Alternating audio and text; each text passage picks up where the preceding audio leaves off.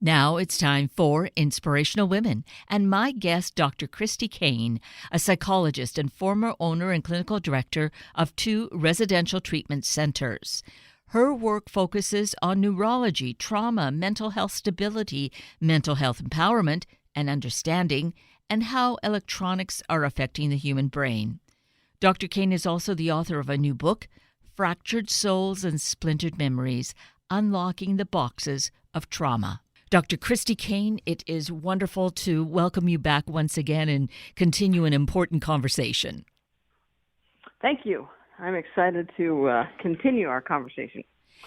And this is timely at any time, but I think even more so, just as our world continues to evolve and life has what feels like even more challenges, to talk about trauma and healing and psychological impacts and what to do about it is, I think, even more critical than ever before. And as a psychologist, I would think you probably would agree with that. Yes, because we've placed the whole globe in a disrupted process due to this pandemic.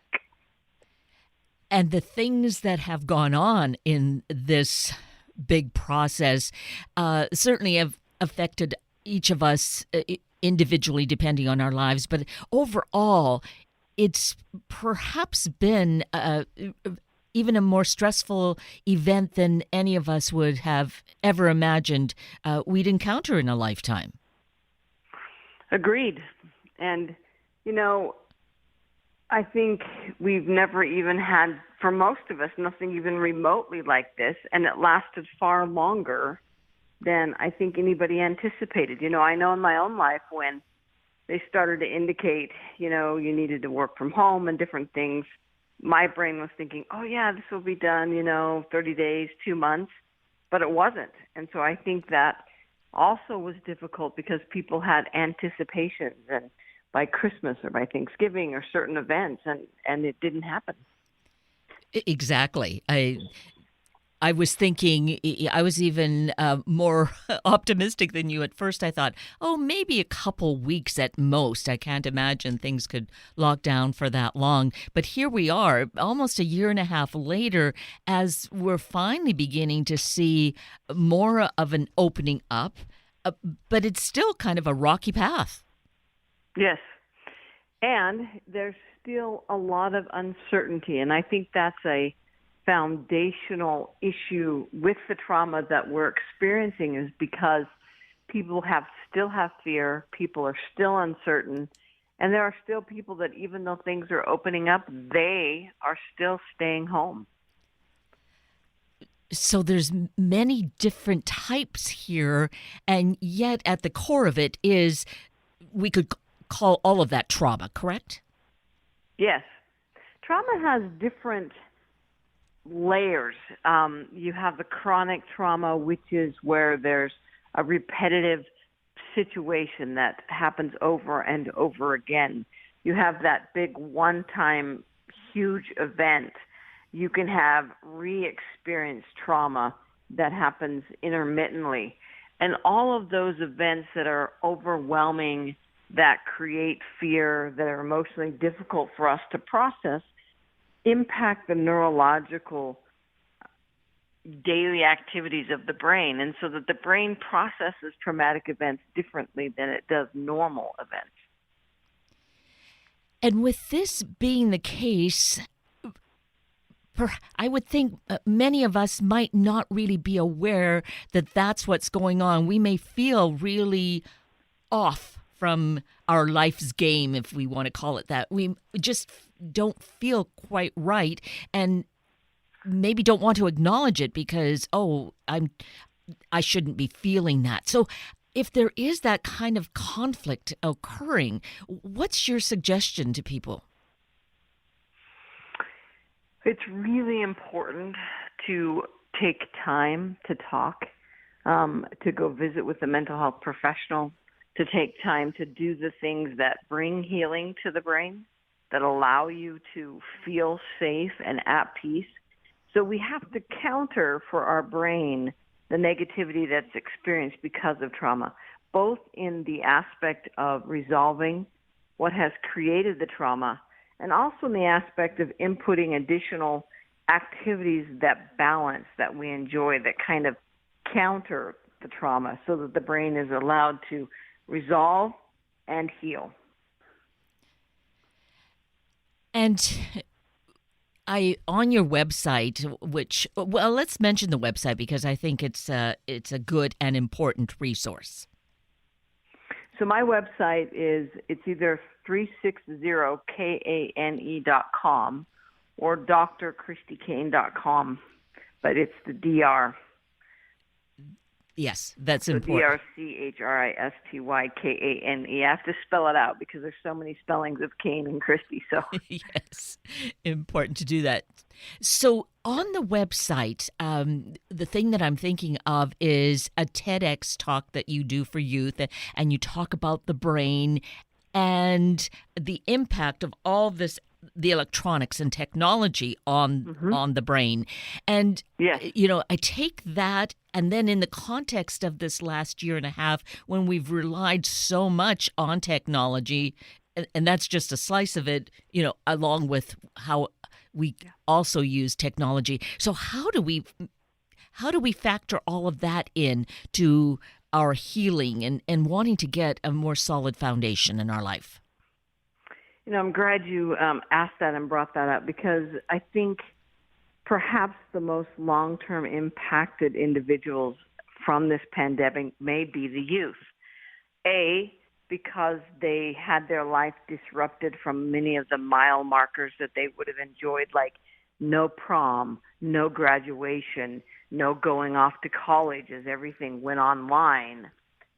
They lost that connection with their friends through the isolation. And this generation was already more isolated in some aspects than the generations of the past due to electronics. I mean, my generation, if you wanted to talk to your friend, you had to drive to their house or make a phone call or walk across the street. And these kids spend a lot of their time just in front of a flat screen on a daily basis connected to their friends. And then that pandemic came in, took them out of classrooms, sent them to their homes. And so they had that disruption of structure as well as that increased electronic usage in two sides. You had those in neighborhoods and communities where they had limited electronic resources, and so they had a huge impact in their educational system because they couldn't access anything.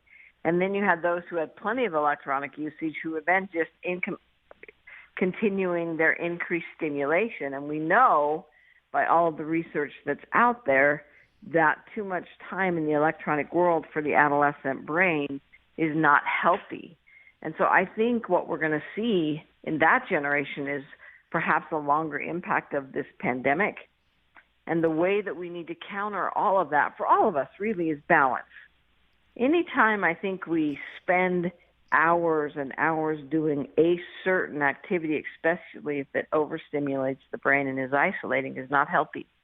We've all experienced brain fatigue, spending too much time on the computer, and then at the end of the day, we just feel exhausted. And so there's that balance. How much time do you spend outside, running around, playing with friends? How much time do you spend socializing face-to-face? How much time do you spend reading a good book? When I lecture across the country, I point out to even adults, we don't memorize anymore. If we need a phone number, we used to have hundreds of phone numbers in our brain. Now, if we need a phone number, we look it up from the little computer we carry around. And so we have to go back to some of those basics of balance. Human touch that's appropriate, face-to-face conversation, being outside, all of that can help the young people as well as ourselves. Exactly. And having had a year and a half of this, now by having more of an awareness, then we as the adults in these young people's lives can help to direct and work in conjunction to explain probably what this process is, why this is important. Yes, it's interesting. Electronics came into our world, and I think as adults, we thought it was a great babysitter. We could track our kids. We didn't realize that there were impacts to the neurological developing brain. We didn't realize that there were safety issues because that's where perpetrators go to find their victims. And so now we're kind of stepping back and saying, these are great devices, but let's use them appropriately. Let's use them in balance. I tell parents one thing for sure, those electronic devices shouldn't be in bedrooms for kids because it disrupts sleep patterns. So we need to find a good balance and help educate our young people as to really all of the facets of those electronic devices, in particular video gaming and social media. Yes.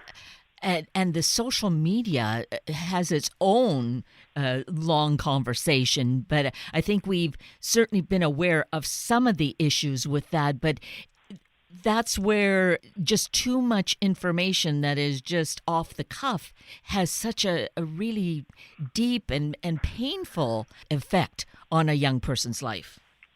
It does. As a matter of fact, evidence-based research shows, in particular, young women who spend more than a couple hours a day in that social media world have dramatic increases in depression and anxiety because it's so comparative and there's so much negativity. I mean, bullying, for example, is so different in today's society because it's done electronically. And it does a couple things with that. One, you can't get away from it. And second, when in my days, if you were going to be unkind to someone, you usually had to do it face-to-face. And that face-to-face connection allows us to begin to feel sympathy and empathy for a person. And so it brings in a filter of, that's not kind. I shouldn't say that. But in the electronic world, where that face-to-face is eliminated and it drives the neurotransmitter dopamine, that bullying becomes so cruel and so invasive into people's lives because it just spreads so fast. And so we see that impact. And so you're right, that social media world.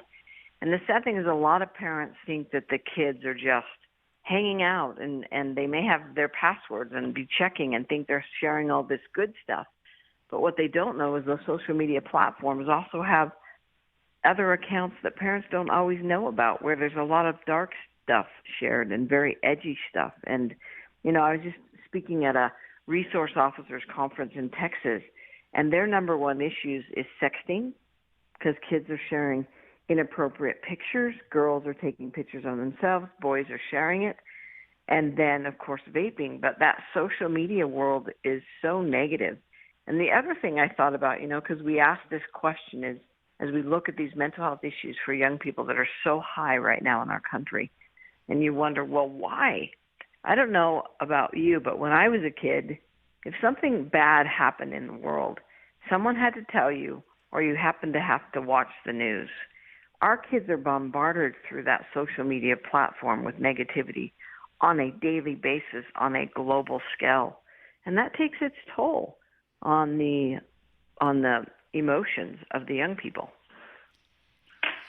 And then in the midst of all this is the pandemic, where we are really literally cut off from each other, and maybe even then looking at the social media or any of the media platforms so much more, that that in itself has undoubtedly created a lot of trauma in all of us, but certainly in these developing brains.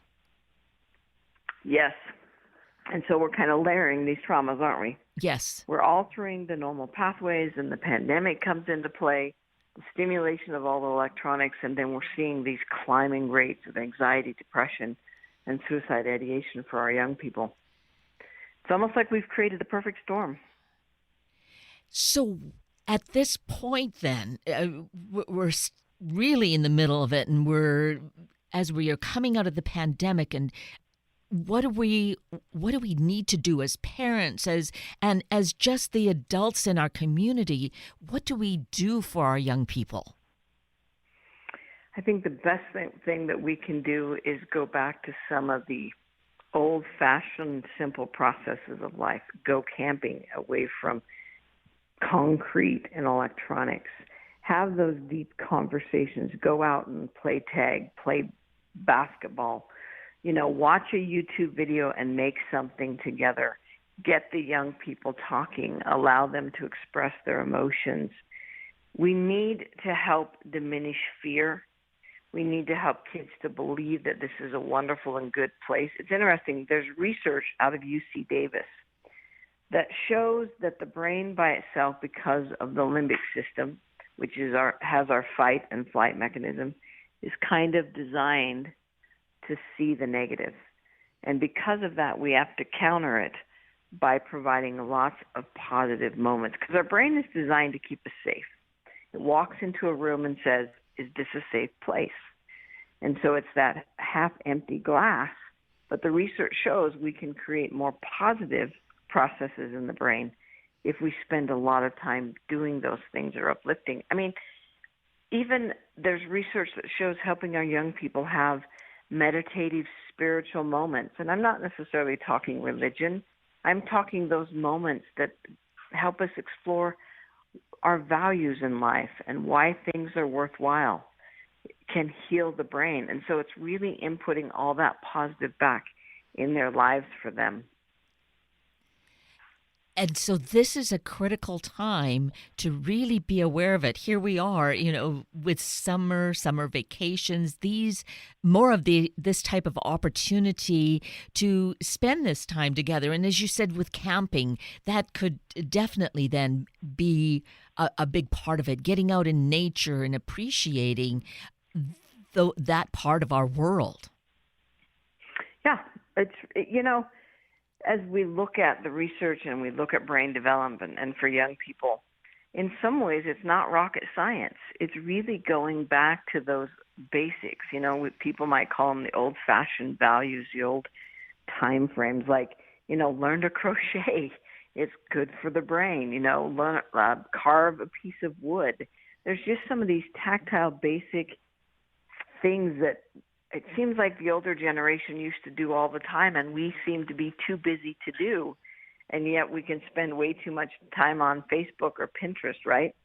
Or Snapchat for our young people. So, yeah, it's just those old-fashioned, simple, basic activities. And look at these electronic devices, these incredible cell phones that all of us seem to have attached to our body like another appendage. See that they are a tool and not who we are. I remind young people when I lecture across the country and adults, we control the cell phone. It doesn't control us. And yet I think we've flipped our world to where we think they control us. They go off and our brain goes, we have to see what's on there. And we really don't. It's okay if the phone makes noise and we set it aside. And one important thing to probably look at with this is that it can be like alcohol or a drug. We look at those things, we know they can be addictive, but so can this device. Yes, it's interesting when I've lectured in high schools and I do assemblies, and I'll ask the kids, how many do you think your electronic device is addictive? And they'll all raise their hand. So they know it, and there's evidence-based research that shows that the cell phones play with the dopamine neurotransmitter, which is the addictive neurotransmitter. And so they know that, but I think we just have come to expect it's just part of our life, and yet it needs to be balanced. It's unfortunate the pandemic, in a sense, forced us all into the electronic world, but it's also beneficial because if it wasn't, the whole world would have come to a screeching halt. And so there's so many beautiful blessings about the electronic device if we can use it in balance. I mean, I can't imagine how businesses would have continued their workload if you couldn't have been able to do, face-to-face electronic type meetings. And so there were great benefits, but then there was also great fatigue as well. And so, it's a fine, delicate balancing act. And being aware that that's what it is, that we have to find balance. That's a big key word here, isn't it? To find that in our lives. It is. Because anytime, and when I talk about the mental health of human beings, I think we have to switch to where mental health is talked about in a positive. So often when we use the terminology mental health, we go to the negative. We think of mental health issues like bipolar, depression, borderline personality disorder. Those are mental health issues. Our mental health is who we are socially, physically, cognitively, and emotionally. Those 4 areas is our mental health in a positive aspect, and we need to be doing something in each one of those areas on a daily basis. We've gotten better in trying to take care of our physical health, but in our emotional health, we're oftentimes in that triage, emergency state when something goes off the rails. And we have to shift as communities, as societies, individuals to say we need to be preventative and proactive in mental health. So what am I doing every day cognitively for my brain? What am I doing socially for my brain? What am I doing emotionally for my brain? What am I doing physically? That's our mental health. And if we can balance those, we will see decreases in the rates of anxiety and depression and overstressed and overwhelmed and suicide ideation. And that is really so enlightening, logical, but, the way that you phrase it that way to make us aware that, yes, as we look and take care of our physical body, our mental state really needs that same sort of attention and work. And to that end, I feel that you have your book. You were telling us that this was in process when we last spoke. Now, Fractured Souls and Splintered Memories, Unlocking the Boxes of Trauma is out. And here is an incredible journey that in reading this experience, there's a way that builds the awareness in ourselves and we can find healing. Yes, the book is really designed to give people a more intimate look into the therapeutic office. One thing I found interesting as we brought mental health out of the closet as far as like mental health issues, and we started to talk about it, it's still a mystery to a lot of people. Like, well, what do you do in therapy and why does it work? And so this book really gives an open picture of the journey of one individual as they heal with their therapist. The other thing about mental health is we're talking about it more than ever before. We're talking about mental health issues, but we're oftentimes talking about it with the wrong information. And so like my book and others, I think we can start getting a better picture of what mental health issues really are and how we can heal. And, as people have read my book, I hear the comment of, it's a hard read because it's a tough story, but it's a powerful read. And then they will say, I wasn't sure it would relate to my life, but it really helped me understand that I can heal from any of the traumas that's happened in my life. And I think that's the point of the Fractured Souls, Splintered Memories, Unlocking the Boxes of Trauma, is to help all of us realize we can all heal from the difficulties we've experienced in our lives. And that couldn't be a more critical message at this time. And perhaps we've been talking about youth. So we as parents or as their mentors or teachers, we in taking such a journey and sharing what might be relevant can also demonstrate and really nurture that within our kids. Yes. And as parents and for ourselves, we need to be educated when we talk about mental health issues. So, for example, when I go into high schools now, statistically about 1 in every 5, 1 in every 4 young person may be dealing with a mental health issue. But oftentimes you walk down a hallway and every kid has anxiety almost, and every kid almost has depression. And yet the statistics don't support that. And so we need to begin explaining you are experiencing anxiety, yes, but you don't meet the diagnosis, and that anxiety is a part of life. You are experiencing sadness, you are experiencing depression, but you don't meet the diagnosis, but that is a part of life.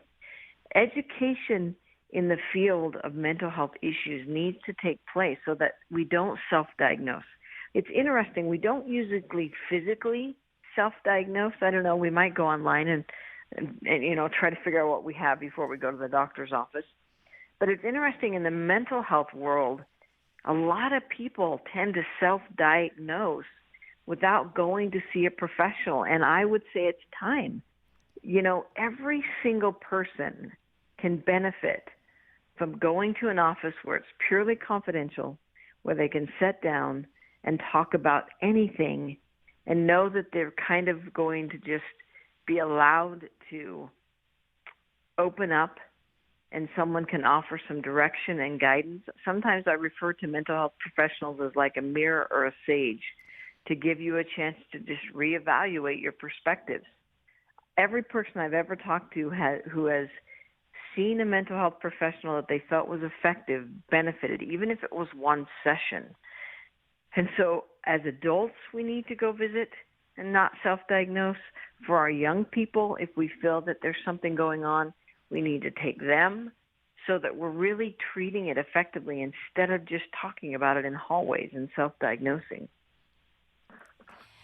And hopefully then, with the book and with conversations like this, we can help people all of us, to really be much more open to this process, even if it is 1 or 2 sessions, something that's going to help us to just have that better awareness and make it part of our life. Agreed. I agree completely. There's power in the process of communication and opening up and talking about feelings. The one other thing I found interesting as a mental health professional is you will hear us say in our communities today such things as, well, you shouldn't feel that way. And I have said to many people, should doesn't belong with emotions. We need to feel what we feel. It's our actions that can potentially cause harm. But if one is angry, we need to allow them to process through that anger in ways that is effective instead of saying, oh, you shouldn't feel that way. Because when we shut down emotions, we begin to create trauma that can be lifelong impacting. And when we shut down emotions, then we deny a person the skill set to learn to process emotions effectively, which then can lead to potential violence or potential suicide ideation or other activities. And so as a society as a whole, part of therapy is helping us allow those emotions to be felt and to be processed in effective and positive ways and in a safe place in a therapeutic office. Absolutely. There is that safe space, and that is so beautiful. That's the big message. That's the great takeaway that we need to hear and to really embrace in our own life and to share it so that others too are experiencing that, embrace it as well, so that we have this much healthier world. Agreed. Very much so. Well, Dr. Christy Kane, there's so much more that we could speak about, but I think you have really captured the essence here. Seeing your website, reading this new book is really going to make a difference for all of us. Fractured Souls and Splintered Memories. Let's mention your website one more time so people will get more information and the resources. Okay, so 360kane.com. Excellent. Well, again, thank you for your knowledge, your insights, and I'll say the wisdom, because it's really very simple at its base, but we need to just put it into action. So thank you for bringing that to us this morning, and thank you for who you are and all you do. Well, thank you, and thank you for having me back on your show. You're so welcome. That brings us to the end of a very full hour of Inspirational Women with Dr. Christy Kane and Sunday Morning Magazine with Beverly and Derek Joubert. I'm Kate Daniels, your host, and I greatly appreciate your sharing this hour with me and these special guests. For details you might have missed or information you'd like to know, please just send me an email, kated@warm1069.com, and I'll get right back to you.